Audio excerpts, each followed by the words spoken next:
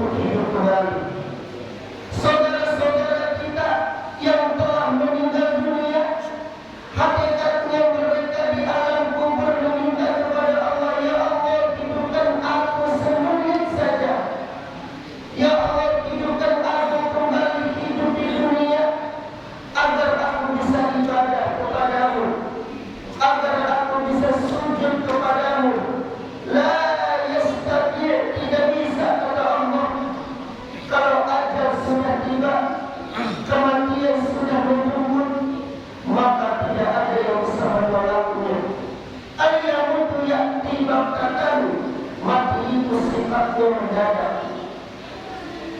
Maka oleh karena itu, perbanyaklah kita amal-amal kebaikan agar untuk menjadi bekal untuk kita pulang kepada Allah Subhanahu wa Ta'ala.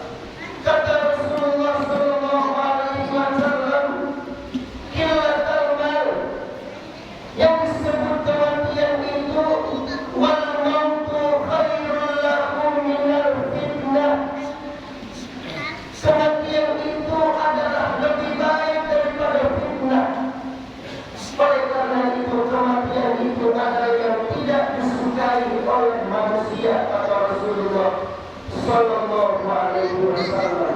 Yang kedua, yakrahul qillatal mal, mengingat akan harta.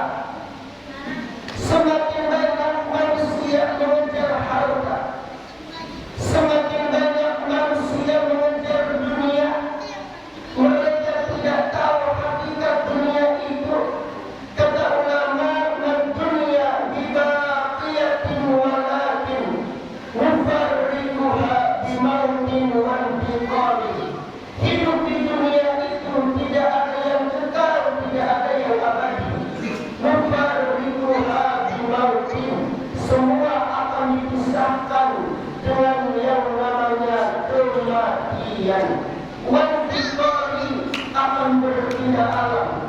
Sekarang kita hidup di dunia, esok kita akan hidup di alam barzakh.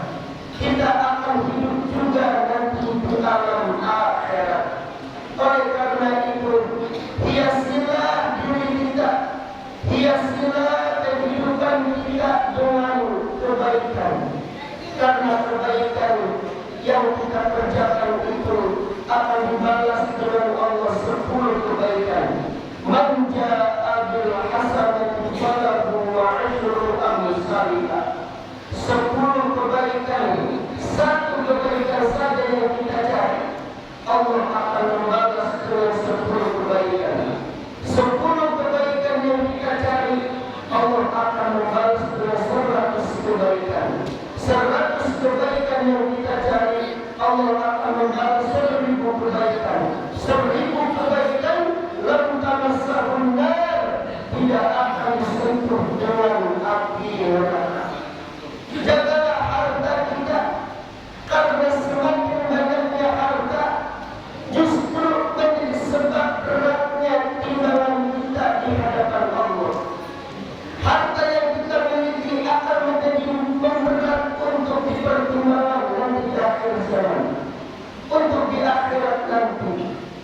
Allah Subhanahu wa Ta'ala sudah berfirman, "Ya ayyuhallazina amanu la tanfiqu amwalukum wa la auladukum an dzikrillah, faman ya'mal dzalika fa ulaika humul khasirun."